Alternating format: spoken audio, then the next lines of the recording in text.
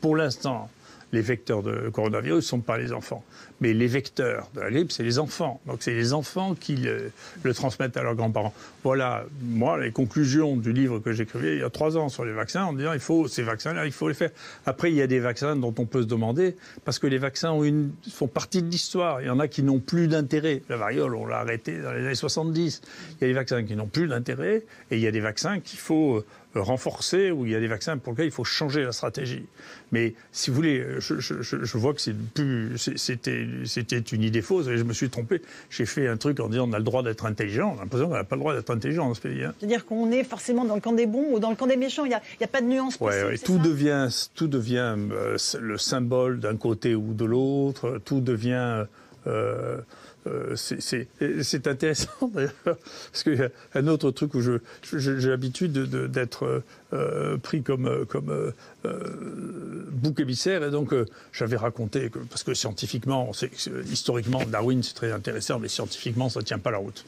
Donc moi j'ai écrit un livre là-dessus, tout le monde disait on ne peut pas dire ça, sinon ça veut dire qu'on est créationniste, qu'on croit à la Bible. J'ai dit attendez, il n'y a pas que 2 choses. Mais je suis content parce que pour la première fois dans Science, il y a eu un article sur les 150 ans du 2e livre de Darwin en disant mais comment on peut faire un héros d'un type qui est raciste, sexiste, épouvantable.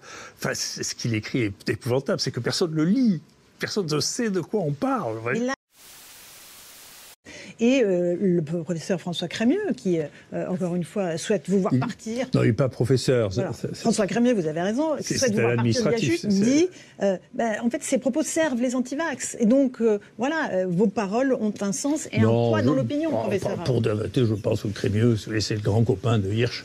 Et comme j'ai dit ce que je pensais de la gestion de Paris, qui était absolument épouvantable, il m'en veut beaucoup parce que c'était... C'est un complot contre vous ? Oh, écoutez, quand je vois, il est arrivé, il a viré mon collaborateur Éric Chabrière, ils ont viré Fouquier qui essayait de donner une vision alternative des choses, et moi il veut pas me prolonger dans mes fonctions hospitalières. Tout ça en l'espace de 2 mois. C'est peut-être possible que ce soit par hasard, c'est pas sûr quand même. On a l'impression qu'il est venu faire le ménage.